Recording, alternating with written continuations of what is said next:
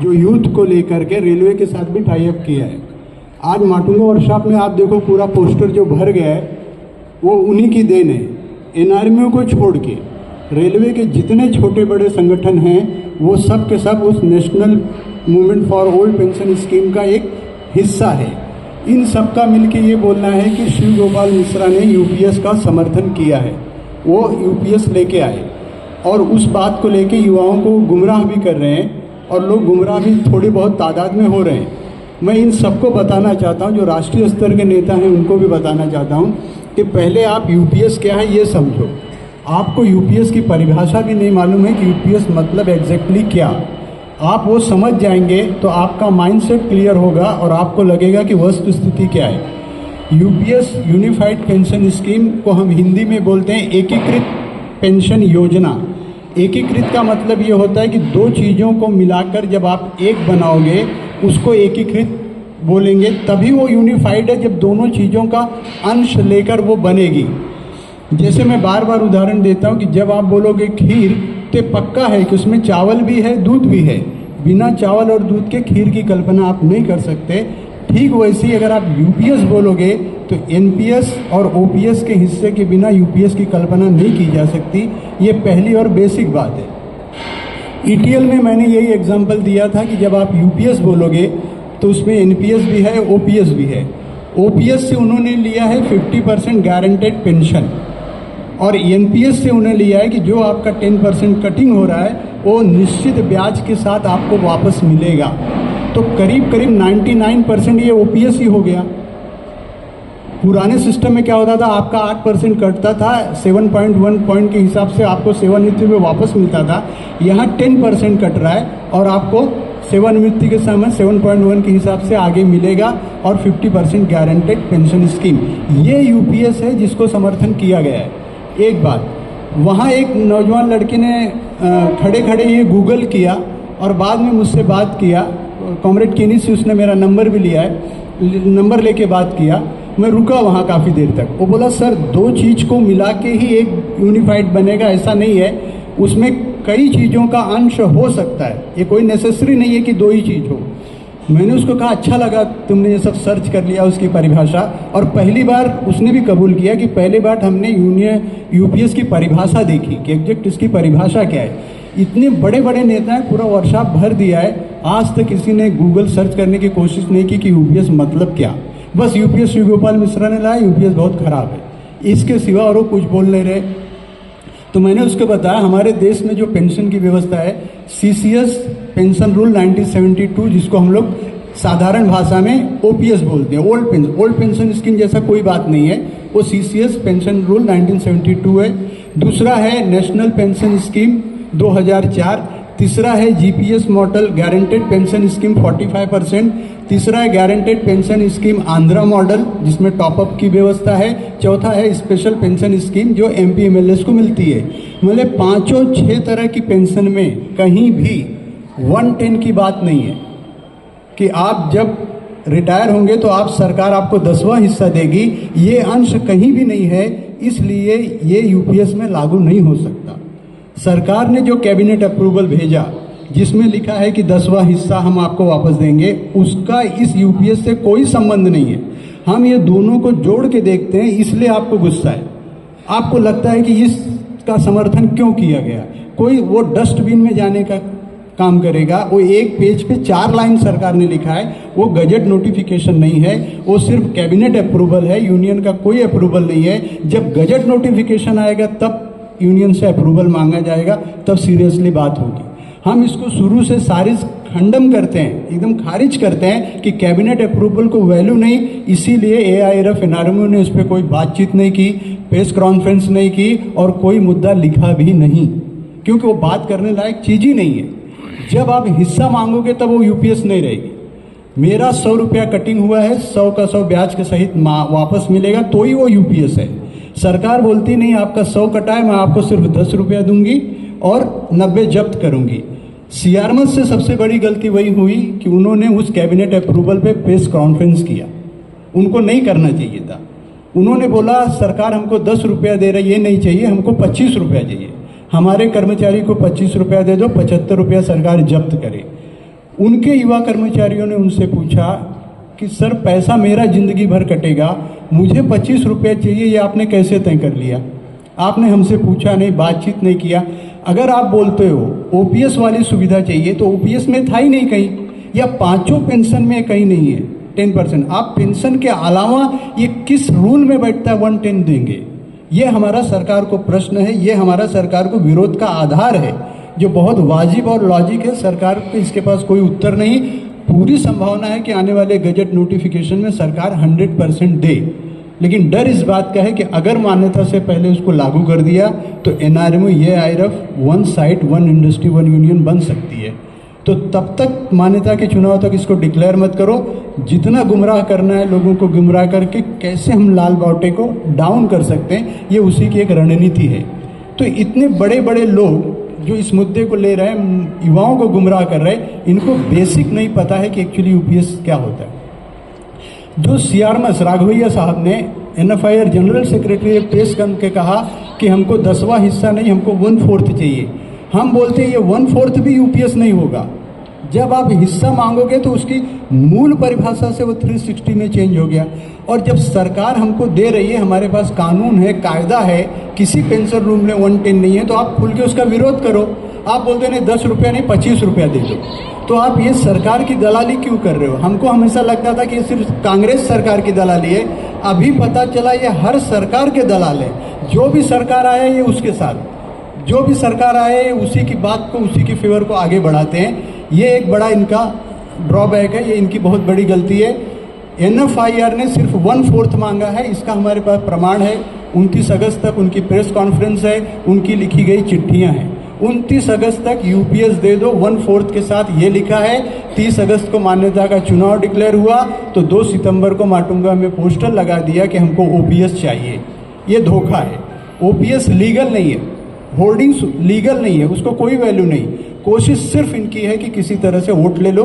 बाद में 7 दिसंबर के बाद ये लोग इसी मुद्दे पे आएंगे कि हमको ओपीएस वाली सुविधा दे दो, मतलब 50% गारंटेड हो और इसके साथ रिटर्न है। सारे कानून हमारे पक्ष में हैं। जैसे पीएफआरडीए का अपना संशोधन है कि सरकार कामगार का पैसा नहीं रोकेगी, 10% उसको वापस देगा और जो 14% है सरकार वापस लेगी और उसको पेंशन देगी। डेथ के केस में निर्णय हुआ है। अपंगत तो जब आदमी ड्यूटी नहीं कर सकता है उसके लिए भी उसको ओल्ड पेंशन स्कीम लागू हुई है, भले वो एनपीएस में है, वहाँ भी यही फैसला हुआ है। सरकार अपना 14% रख के 10% उसका जितना भी है ब्याज सहित वापस दे दे। इसका आधार है हमारे पास 9/4/12 का पेंशन विभाग का सर्कुलर है, जिसमें वो 2 ऑप्शन देते हैं। चाहे तो जब शिफ्टिंग जब भी होगी, एनपीएस से शिफ्टिंग होगी तो 2 ऑप्शन मिलेगा, चाहे तो ओल्ड पेंशन में जाओ, चाहे तो एनपीएस में आप बने रहो। तो चाहे 50% पेंशन और ये ले लो, या 20% बदलाव और 80% आप मार्केट लिंक कर दो। ये दोनों ऑप्शन हैं सरकार के अपने परिपत्र के अनुसार। ग्राउंड इतना सॉलिड है हमारा कि हमको 110 और 1/4 मांगने की ज़रूरत ही नहीं। वो सिर्फ चुनाव तक रोक के रखे हैं कि ये मुद्दा हमारा है और हम स्विंग न कर जाएं। रोक के रखने के लिए ही वो उन्होंने रोकने के रखा है। और ये पूरी कोशिश बदनाम करने की, हर एंगल से कोई स्टेटस रख रहा है, कट वीडियो डाल रहे हैं, आधी बात बोली गई है, आधा करके युवाओं के बीच में भेजा जा रहा है। इसलिए हर मीटिंग में हम युवाओं को आग्रह करते हैं, जितना भी कट वीडियो है, जितना भी प्रूफ है, आप लाओ, हम सबका उत्तर देने को तैयार है। क्योंकि हमने बेसिक पकड़ा है कि इन लीडरों को यूपीएस का परिभाषा नहीं पता है। दूसरा ये आरोप लगाते हैं कि एनपीएस मान्यता प्राप्त यूनियन, इसी मान्यता प्राप्त यूनियन ने सिग्नेचर करके लाया। तो 20 साल पहले जब ओपीएस बंद हो रहा था तो विरोध क्यों नहीं किए? अभी एनपीएस लाया तो फिर विरोध क्यों कर रहे हैं? सिग्नेचर करके एनपीएस लाने का और उसका विरोध का नाटक भी करने का, ऐसा हमारे ऊपर एक आरोप है। मैं ये सब राष्ट्रीय नेता को बताना चाहता हूँ कि थोड़ा आप स्टडी करो। एनपीएस यूनियन की सहमति से नहीं आया है, एनपीएस एग्जीक्यूटिव ऑर्डर से आया है। जब सरकार कोई अध्यादेश लाती है तो किसी से विचार नहीं करती, वो उसका विशेषाधिकार है। कार्यपालिका, न्यायपालिका, संसद, ये ऑटोनॉमस बॉडी है, ये इनके अपने अधिकार हैं। एक दूसरे के काम में कोई हस्तक्षेप नहीं होता। प्रधानमंत्री, गृह मंत्री संबंधित कार्यालय के अलावा कोई भी हस्तक्षेप नहीं करेगा, न वो किसी से पूछेंगे। अपने भी पार्टी के लोगों से राय मशविरा नहीं करते। तो आप गूगल सर्च करके देख सकते हैं, एनपीएस एग्जीक्यूटिव ऑर्डर है जिसमें यूनियन से नहीं पूछा जाता, अनिवार्य रूप से वो लागू होता है। तो केंद्रीय कर्मचारियों से एनपीएस अनिवार्य रूप से लागू हुआ है क्योंकि सरकार का कार्यकारी आदेश है। जब एनपीएस के ऊपर सुप्रीम कोर्ट ने कहा कि ये पेंशन व्यवस्था ठीक नहीं लगती है, तो सरकार की तरफ से अरुण जेटली साहब गए और एक ही लाइन बोला कि सर ये कार्यपालिका का विषय है। मतलब क्या कि सुप्रीम कोर्ट इसमें हस्तक्षेप न करे। जो व्यवस्था हमने बनाई है अगर उसी को हम नहीं फॉलो करेंगे तब वो अदालत का विषय बनता है। जैसे देखिए हमारा कोई भी एक इशू है, हम उसको लेके जब कैट में जाते हैं तो अदालत पहले यही देखती है कि सरकार ने अपना ही रूल तोड़ा है क्या। अगर सरकार ने अपना ही रूल प्रशासन ने तोड़ा है तभी सुनवाई करेगी। अगर रूल के अंदर किया है तो सुनवाई नहीं करते, बोलते रूल बनाने का अधिकार हमारा है ही नहीं। रूल बनाया गया है और उसके खिलाफ हो जा रही है तो ही उस सब्जेक्ट को वो अटेंड करते हैं। तो कार्यपालिका ने जो व्यवस्था बनाई है उसको सुप्रीम कोर्ट भी चैलेंज नहीं कर सकता, तो यूनियन से पूछने का सवाल ही नहीं होता है। तो जो भी नेता हैं वो सिर्फ रेलवे के युवा कर्मचारियों को गुमराह करके किसी तरह एनआरएमयू की ताकत को रोकने के सिवा उनका और कोई उद्देश्य नहीं है। एक और उदाहरण मैं इस सर में जरूर दूंगा कि 10 अगस्त 23 को 1 लाख लोग दिल्ली के रामलीला मैदान में जुटे। एनआरएमयू का भव्य प्रदर्शन हुआ एनपीएस के विरोध में। देश भर की मीडिया वहां उपस्थित थी। सरकार चाहती तो पत्र दिखा सकती थी ना कि देखो एनपीएस पे हस्ताक्षर करके दिया है और इतने लोग यहाँ इकट्ठा होके अराजकता फैला रहे हैं, इसलिए ये मोर्चा इनका गैर कानूनी है। पहली बात, उसका परमिशन नहीं मिलता। दिल्ली में जमा होने के लिए आपको परमिशन लेनी पड़ेगी, रीज़न देना पड़ेगा, तर्क देना पड़ेगा। ये इतना आसान नहीं होता है कि 4 आदमी उठ के ऑन ड्यूटी छुट्टी लेके मोर्चे में जाएं। 10 लोग अगर आप एक साथ छुट्टी लेते हो तो भी साजिश है कि मॉब में क्यों छुट्टी लिया।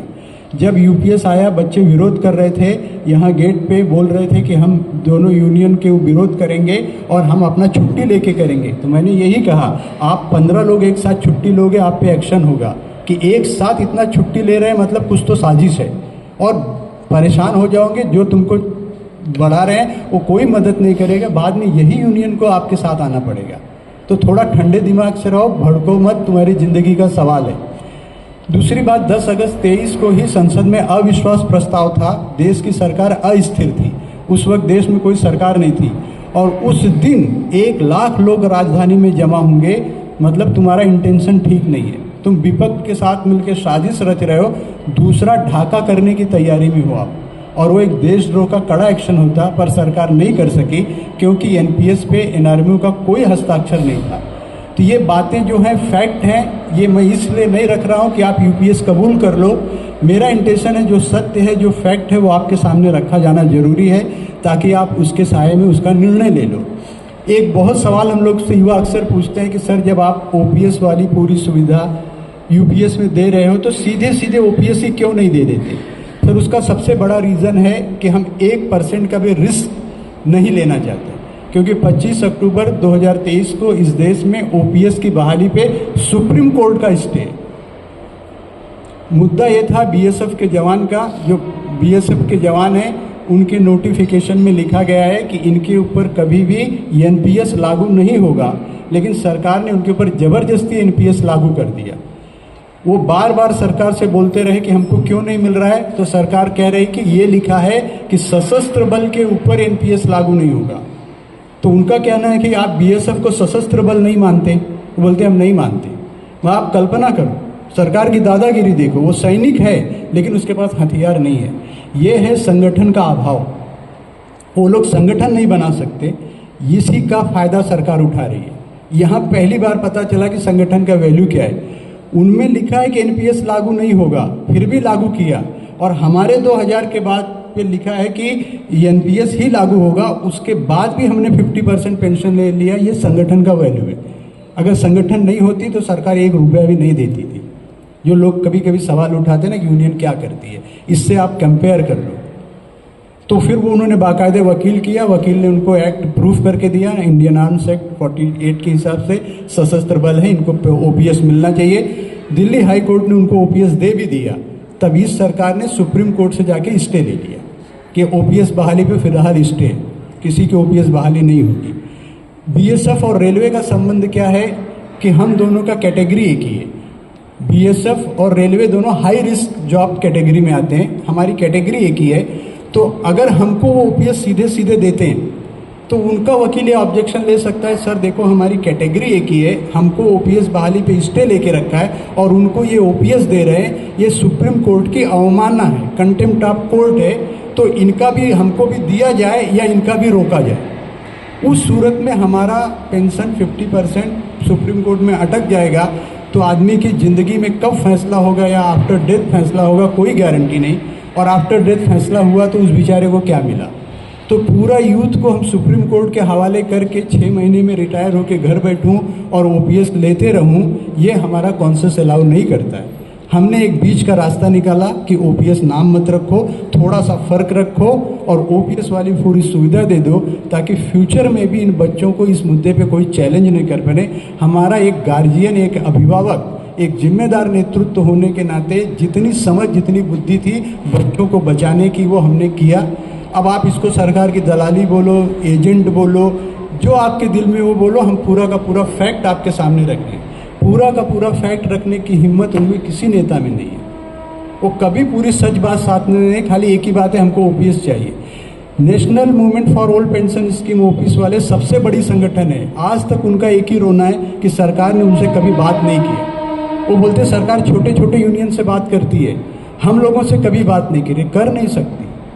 ऑफिशियली ओपीएस के एजेंडे पे सरकार तुमसे नहीं बैठेगी, क्योंकि वो बोलेगा ना कि हमको ओपीएस बहाली पे स्टे है, तो उस पर सरकार बात कैसे कर रही है। फिर सुप्रीम कोर्ट जाने का मतलब क्या हुआ। वो ये मुद्दा नहीं समझ पा रहे, बोलते सरकार हमारे साथ दुर्व्यवहार कर रही, हमसे बात ही नहीं कर रही। इस एजेंडे पे सरकार बात नहीं करेगी। जिस दिन जेसीएम में 12 सदस्य थे, शिव गोपाल मिश्रा जी को 21 अगस्त को ही भारत सरकार का लेटर मिला कि हम पेंशन को लेके पॉजिटिव हैं।